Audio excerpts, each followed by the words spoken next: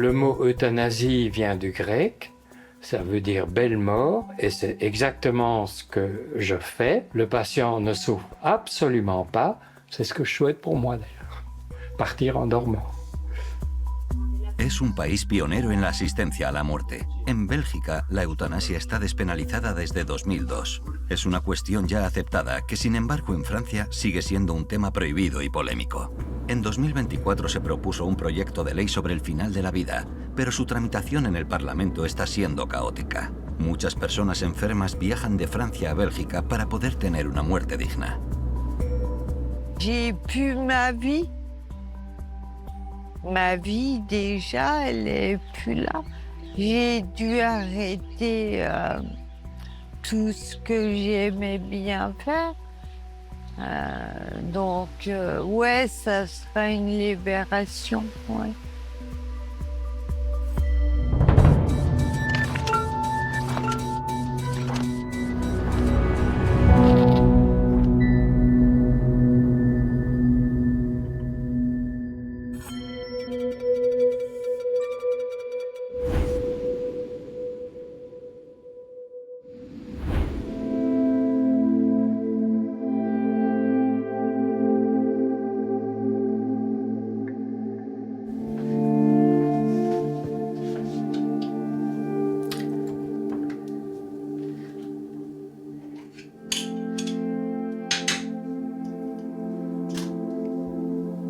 C'est un massage que je fais les matins pour détendre les muscles du visage.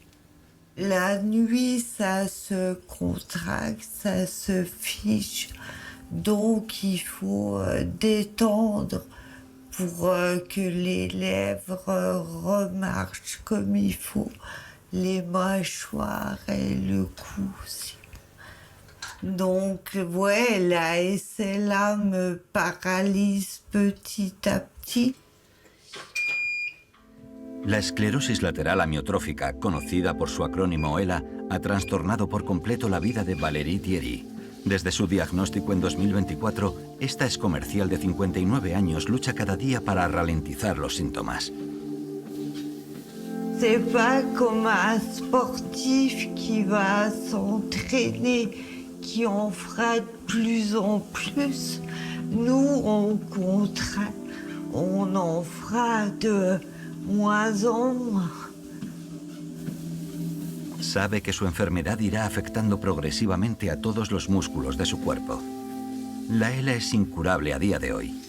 Même si je fais tous les efforts du monde pour rester debout, c'est la maladie qui gagne. Je vais terminer paralysée.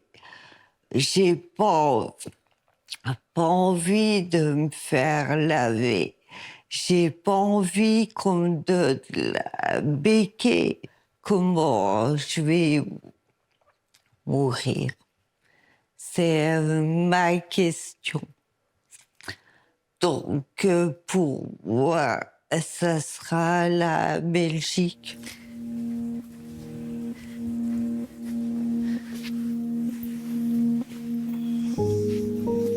Valérie lo tiene decidido. Para que la acompañen en este proceso, ha recurrido a Claudette Pierret. Claudette acompaña a pacientes franceses a Bélgica para ayudarles a morir dignamente. Se trata de su lucha vital.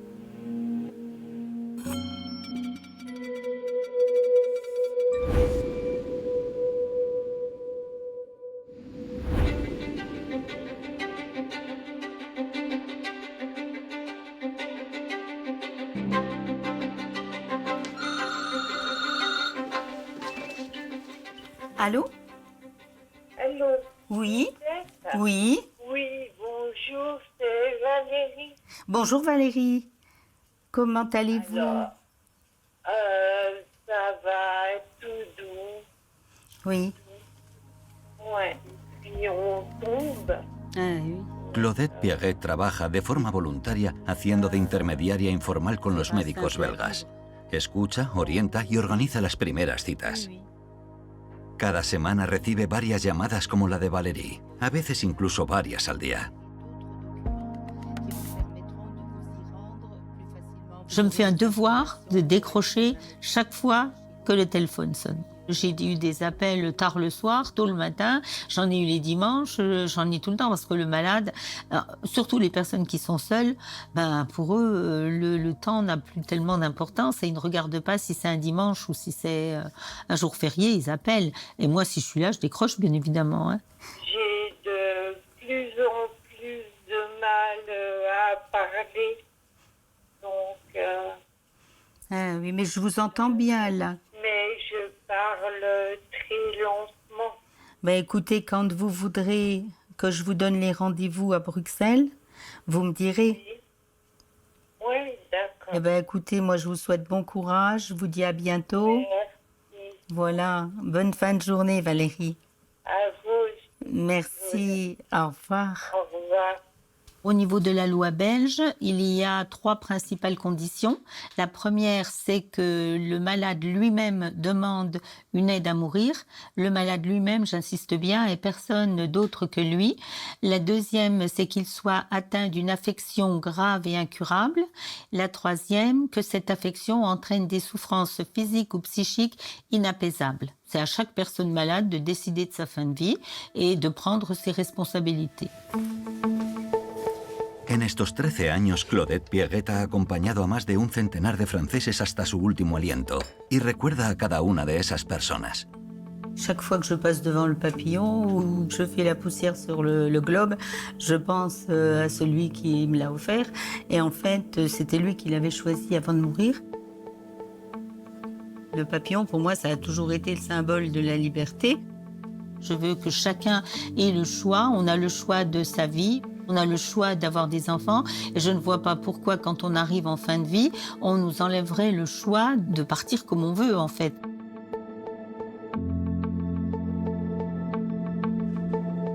Voilà.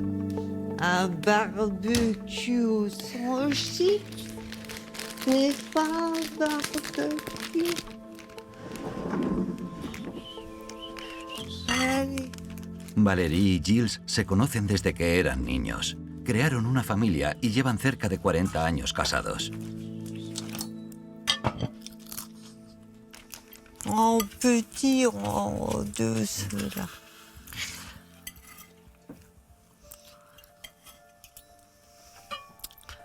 Marie.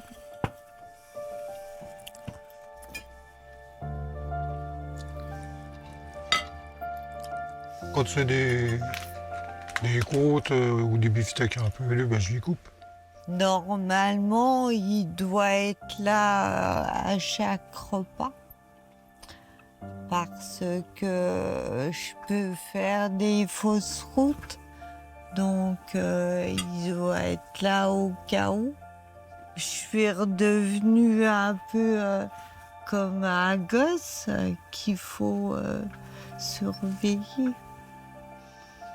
En este momento, Valérie corre el riesgo de asfixiarse comiendo. Así que tanto en las comidas como para cuestiones del día a día, es su marido quien toma el relevo. Sin embargo, le cuesta mucho hablar de la enfermedad de su mujer. Moi, je le vis mal, mais je ne le montre pas. Je suis impuissant. J'essaie de l'aider, bien entendu. Je fais la vaisselle, je fais à manger, je fais le ménage, mais il n'y a pas que ça dans la vie. Será Gilles quien lleve a Valérie a Bélgica. Ella quiere obtener la autorización de los médicos mientras aún pueda viajar y hablar.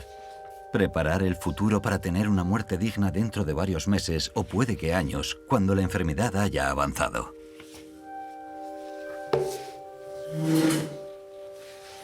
Tiens, pour demain, ça c'est l'adresse du médecin à Bruxelles. Donc j'ai regardé via Michelin.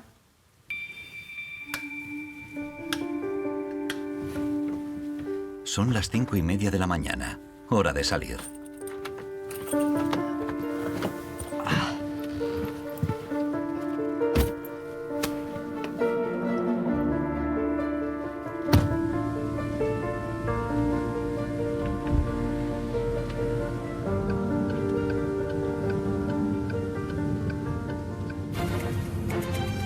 C'est Aude Vernuccio pour le journal. Bonjour Aude. Bonjour Jérôme, bonjour Marina et bonjour à tous. À la une des militants pour l'aide à mourir, jugés pour trafic de médicaments anesthésiants. 12 membres d'une association pro-suicide assistée sont jugés pour avoir aidé d'autres personnes à se procurer des médicaments afin de mettre fin à leur jour. Des délits relevant de la législation sur le trafic de substances illicites. Ils risquent jusqu'à 5 ans de prison et 75 000 € d'amende suivant les cas. Parmi les prévenus, Bernard Sonnet, médecin à la retraite, il est accusé d'avoir communiqué l'adresse mail du fournisseur de produits létals. Le médecin assume, comme plusieurs autres prévenus, qui souhaitent voir ce procès comme une tribune en faveur d'une loi sur la fin de vie. Ouais, c'est dommage d'en arriver là, d'être obligé de se fournir dans un pays étranger.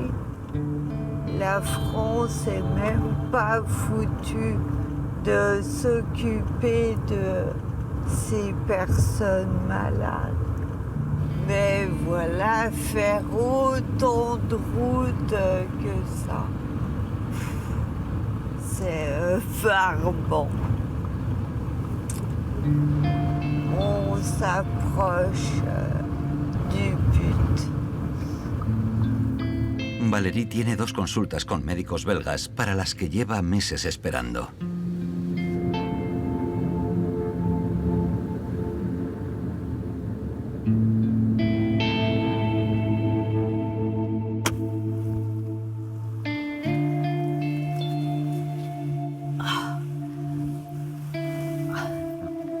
Bien m'aider.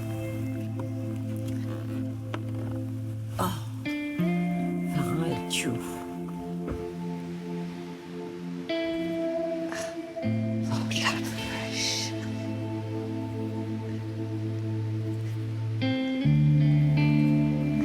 Bonjour, madame, monsieur. Su solicitud no es inusual en esta consulta. El doctor Yves Delot recibe muchos expedientes de eutanasia de pacientes franceses. Reposez-vous. Madame Picolet, Valérie, je ne me trompe pas. Expliquez-moi pourquoi, malheureusement, nous nous rencontrons. Parce que j'ai une SLA. On me l'a trouvé ça il y a un peu plus d'1 an.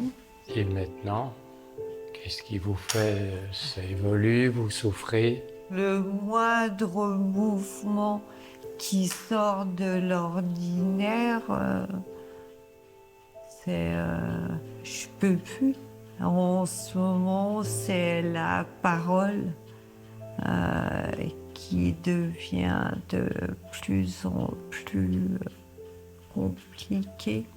Alors, la deuxième condition, donc, c'est être atteint d'une maladie grave et incurable, qui malheureusement est le cas, avec des certificats médicaux.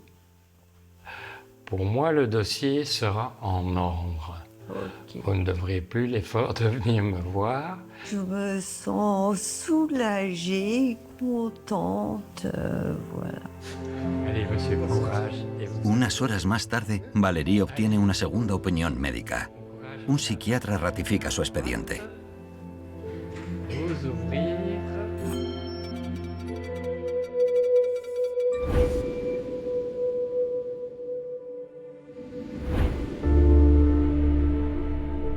La première euthanasie, c'était un prêtre. Et j'avais très peur, j'en avais jamais fait. Il était très gravement malade et c'était tout à fait justifié. On entrait dans le cadre de la loi. À l'église, je suis certainement excommunié du Vatican, de Rome, mais bon. Yves Delot sigue ejerciendo a sus 80 años por compromiso con sus pacientes. Notre rôle de médecin, c'est de soulager la souffrance. On ne peut pas tout soulager. Donc, parfois, il ne nous reste plus que ça. Et là, on les soulage. Malheureusement, c'est la fin de la vie.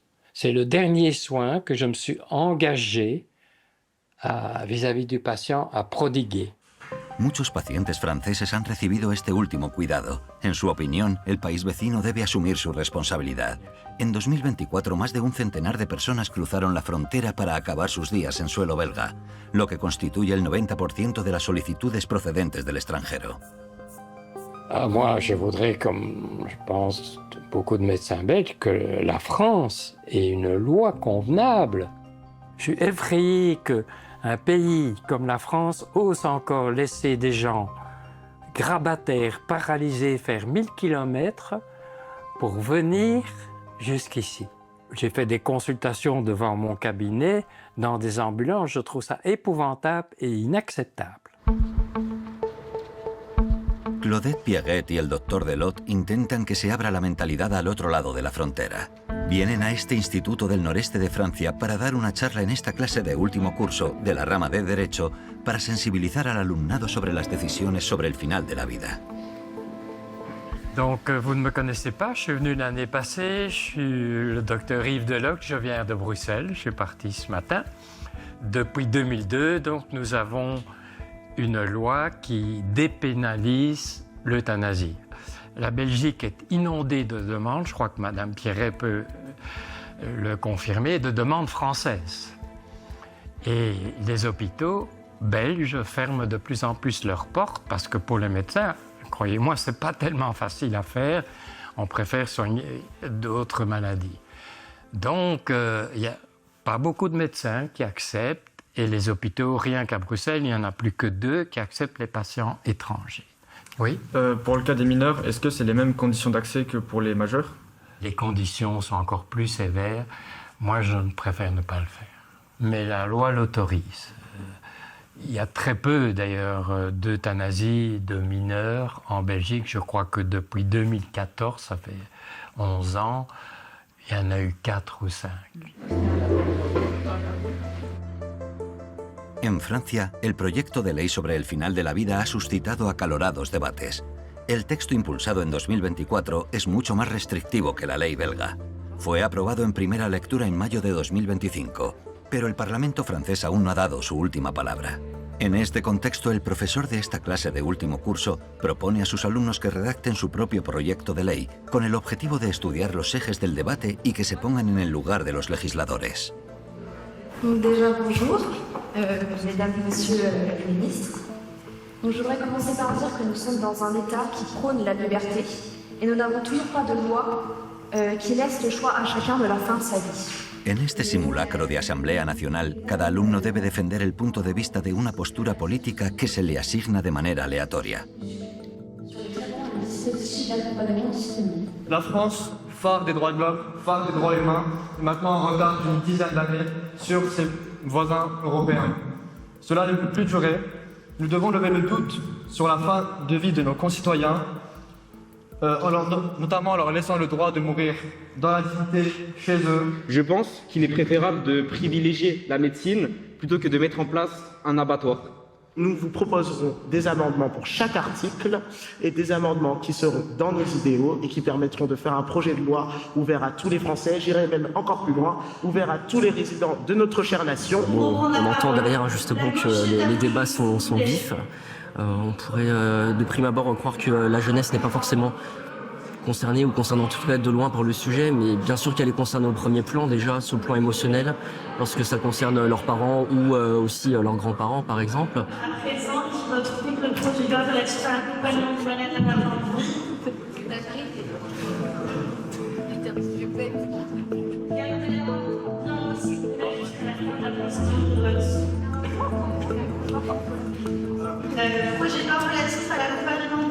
Tras 5 horas de debate, se impone el no a la eutanasia. Je trouve ça dommage que le texte de loi n'ait pas été adopté, dans le sens où je pense pas qu'il y en aura un nouveau qui va être fait d'ici peu. Personne ne votait en fonction des amendements, mais plutôt en fonction des affinités. Et si ça se passe réellement comme ça dans l'Assemblée nationale, c'est normal que notre gouvernement et notre État aillent de mal en pis finalement. Je suis fatiguée. En Bruselas, Valeria ha obtenido la aprobación definitiva de los médicos para una eutanasia. Ah, du soleil. Es la salida que estaba esperando. Cuando llegue el momento, podrá regresar aquí para hacer su último viaje. T'as moins peur. Puis on verra pour le après. Mais ouais, je suis rassurée. Il a validé mon dossier parce que je cherchais régulièrement des méthodes de suicide. Donc ça, j'aurais plus besoin. Je sais que j'ai ma solution. Voilà. Ouais, ça va aller. C'est pas pour tout de suite. Oui. Hein? Tant que je peux tenir debout et que je peux manger. Après, ça sera autre chose. Si elle est soulagée, ben moi aussi. C'est tout.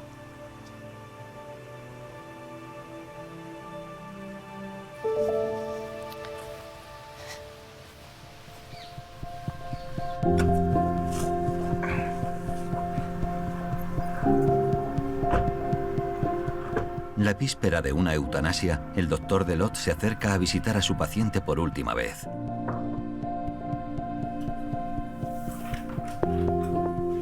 Bonsoir madame, docteur Delot. Vous vous en doutez. Entrez. Maddie, de 91 años, ha venido desde Francia acompañada por su hija. Bonsoir madame. Pasará su última noche en este hotel del norte de Bruselas. Ambas mujeres nos piden que ocultemos su rostro. J'adorais voyager, j'adorais danser, j'adorais les restaurants, j'adorais vivre. Vivre. Chose que je ne peux absolument plus faire. Vous me direz qu'à mon âge, c'est normal. Mais moi, je ne le vis pas. Je ne l'accepte pas. Quand je me suis cassé le bassin, que j'ai terriblement souffert, j'ai dit c'est fini, je ne veux plus continuer à vivre dans ces conditions. Et j'ai vu vraiment la fin de ma vie. Según el médico, padece un sufrimiento físico y psicológico que no tiene alivio, lo que se encuadra dentro de la ley belga. Vous n'avez pas changé d'avis? Non. J'aurais préféré faire cette démarche en France. J'aurais aimé que mon pays m'apporte le secours dont j'ai besoin aujourd'hui. C'est demain. Oui. En fin de matinée. Donc ça se fait à 11h. Oui. Il y aura une injection. Et Il puis y aura voilà. une injection sans souffrance. C'est comme avant une opération. Voilà, d'accord. Partir dans la dignité. Pour moi, c'est énorme. Et demain matin, je peux prendre un dernier petit déjeuner. Tout ce que vous voulez. Bon. Tout. Tout. Tout ce que vous aimez. Des croissants, du Tout. beurre, de la confiture. Tout. Voilà, madame. Vous ne devez pas vous lever.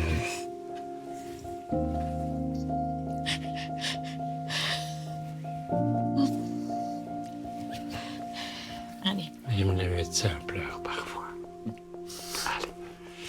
Je vous laisse entre vous. Au revoir, docteur. Au revoir.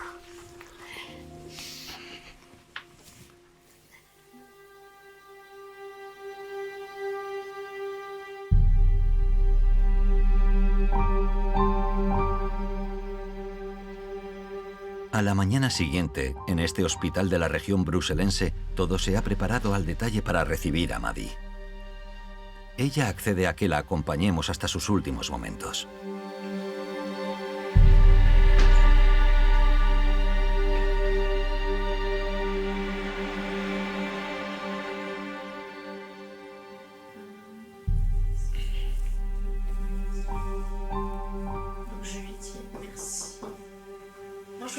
Bonjour. Docteur. Bonjour, madame. Bonjour, madame. Et bonjour, madame ou mademoiselle, je ne sais pas. Qu'est-ce qui vous rend le plus triste? Quand on... C'est ce que j'aime. Ok. Je me dis ça souvent, qu'est-ce que je ferais si c'était moi qui avais ces fractures, cette maladie? Et là, souvent, quand on est triste, après, il faut se dire qu'elle est libérée de tout ce qui la faisait souffrir. Vous en faites souvent? Beaucoup trop. Beaucoup trop? Oui. Oui. Des Français aussi? Oui. Ça va changer en France? Oh, on espère. Pas tout de suite. Pas tout de suite. On espère, mais... Et donc, vous n'avez pas changé d'avis? Ah non. Plus vite ce sera fait, plus vite je serai libérée. On se retrouvera peut-être ailleurs, je ne sais pas. Qui sait? Ça va? Ça va comme ça. Allez, à tout à l'heure. Je vous laisse entre vous. Merci. Merci.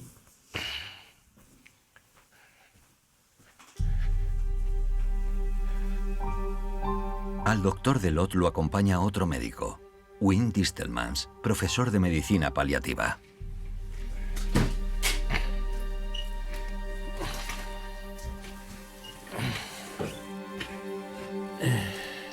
Polypathologie, 91 ans.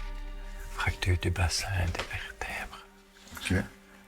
Elle prenait de la morphine et tout.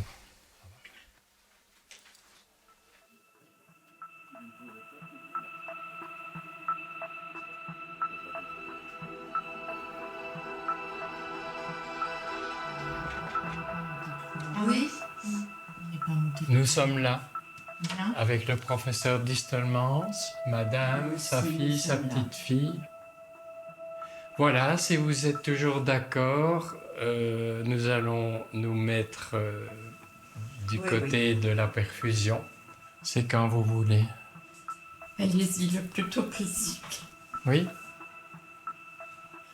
Bon voyage, madame. On est là.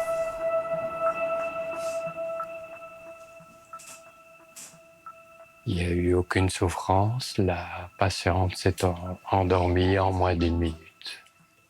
L'émotion est forte, mais je suis soulagé que ça s'est bien passé. C'était son souhait et nous avons obéi.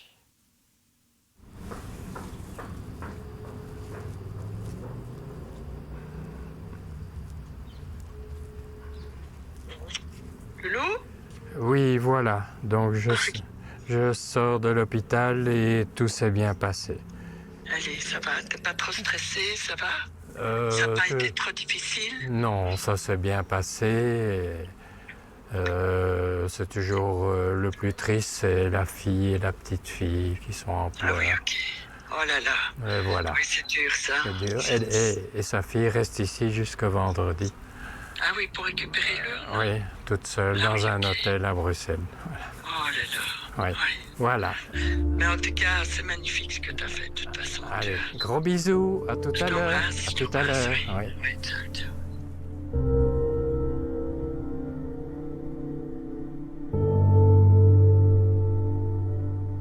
Après une euthanasie, je viens me balader ici dans la forêt. D'abord, ça me calme parce que je suis quand même fort ému et ça me permet d'évacuer tout ce qui vient de se passer. Les adieux avec le patient qui nous a quittés. On dit à peu près toujours les mêmes phrases. On lui dit on va peut-être se revoir ailleurs.